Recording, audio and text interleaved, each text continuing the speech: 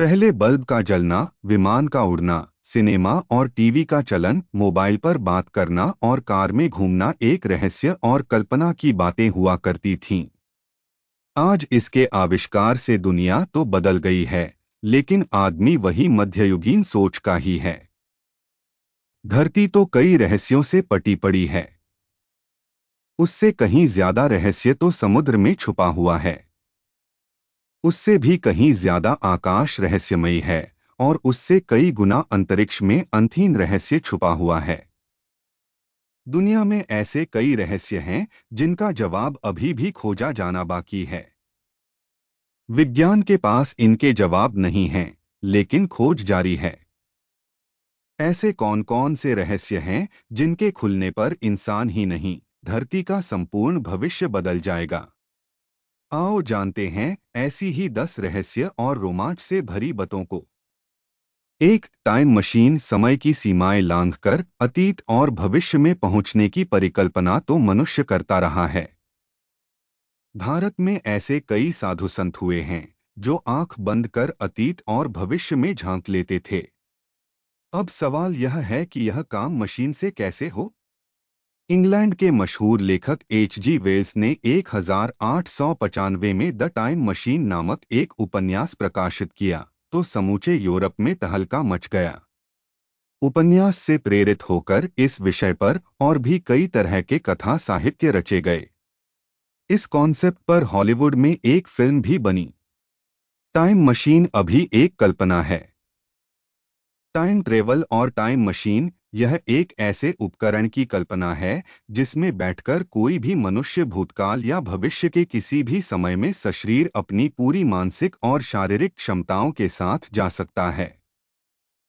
अधिकतर वैज्ञानिक मानते हैं कि यह कल्पना ही रहेगी, कभी हकीकत नहीं बन सकती, क्योंकि यह अतार्किक बात है कि कोई कैसे अतीत में या भविष्य में जाकर अतीत या भविष्य के सच को जान सकता है।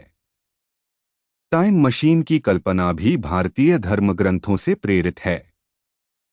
आप सोचेंगे कैसे? वेद और पुराणों में ऐसी कई घटनाओं का जिक्र है जिसमें कहा गया है कि कोई व्यक्ति ब्रह्मा के पास मिलने ब्रह्मलोक गया और जब वह धरती पर पुनः लौटा तो यहाँ एक युग बीत चुका था। अब सवाल यह उठता है कि कोई व्यक्ति एक युग तक कैसे जी सकता है।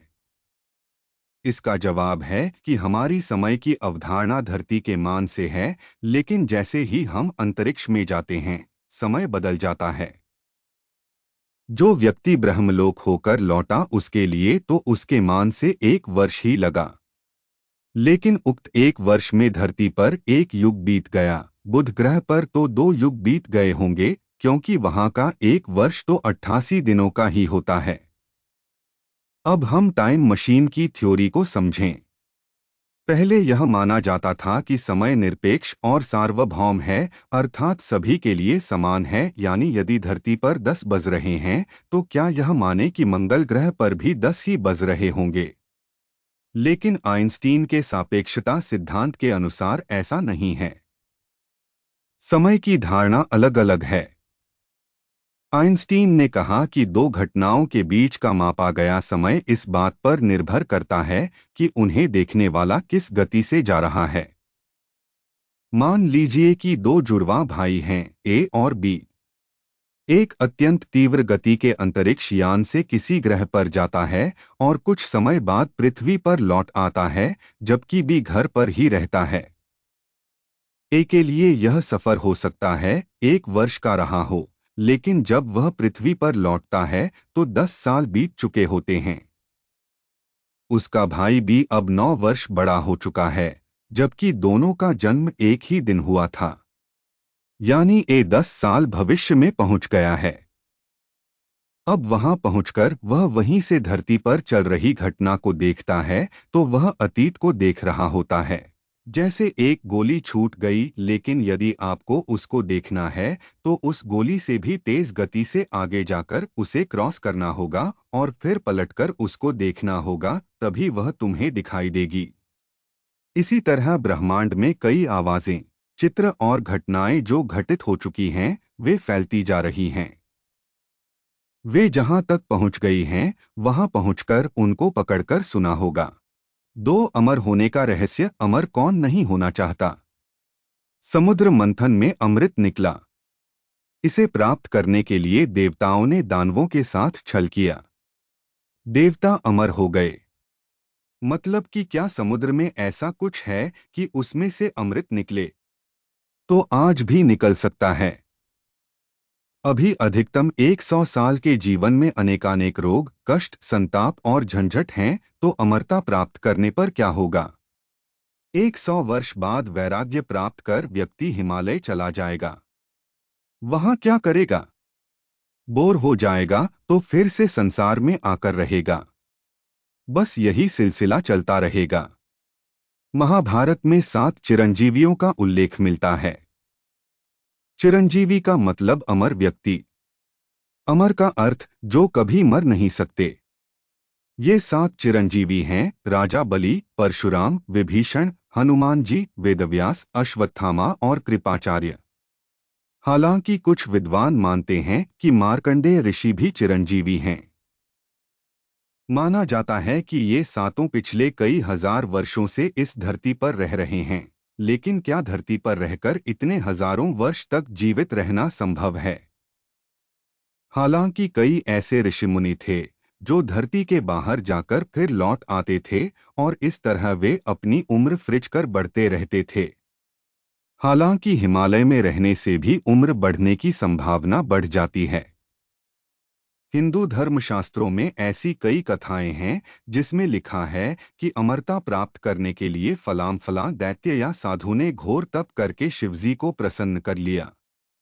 बाद में उसे मारने के लिए भगवान के भी पसीने छूट गए। अमर होने के लिए कई ऐसे मंत्र हैं जिनके जपने से शरीर हमेशा युवा बना रहता है। महामृत्युंजय मंत्र के बारे में कहा जाता है कि इसके माध्यम से अमरता पाई जा सकती है। वेद, उपनिषद, गीता, महाभारत, पुराण, योग और आयुर्वेद में अमरत्व प्राप्त करने के अनेक साधन बताए गए हैं। आयुर्वेद में कायाकल्प की विधि उसका ही एक हिस्सा है। लेकिन अब सवाल यह उठता है कि विज्ञान इस दिशा में क्या कर रहा है? विज्ञान भी इस दिशा में काम कर रहा है कि किस तरह व्यक्ति अमर हो जाए, अर्थात कभी नहीं मरे। सावित्री सत्यवान की कथा तो आपने सुनी ही होगी। सावित्री ने यमराज से अपने पति सत्यवान के प्राण वापस ले लिए थे। सावित्री और यमराज के बीच लंबा संवाद हुआ। इसके बाद भी यह पता नहीं चलता है कि सावित्री ने ऐसा क्या किया कि सत्यवान फिर से जीवित हो उठा। इस जीवित कर देने या हो जाने की प्रक्रिया के बारे में महाभारत भी मौन है। जरूर सावित्री के पास कोई प्रक्रिया रही होगी। जिस दिन यह प्रक्रिया वैज्ञानिक ढंग से ज्ञात हो जाएगी, हम अमरत्व प्राप्त कर लेंगे। आपने अमरबेल का नाम सुना होगा। विज्ञान चाहता है कि मनुष्य भी इसी तरह का बन जाए, काया पलट करता रहा और जिंदा बना रहे।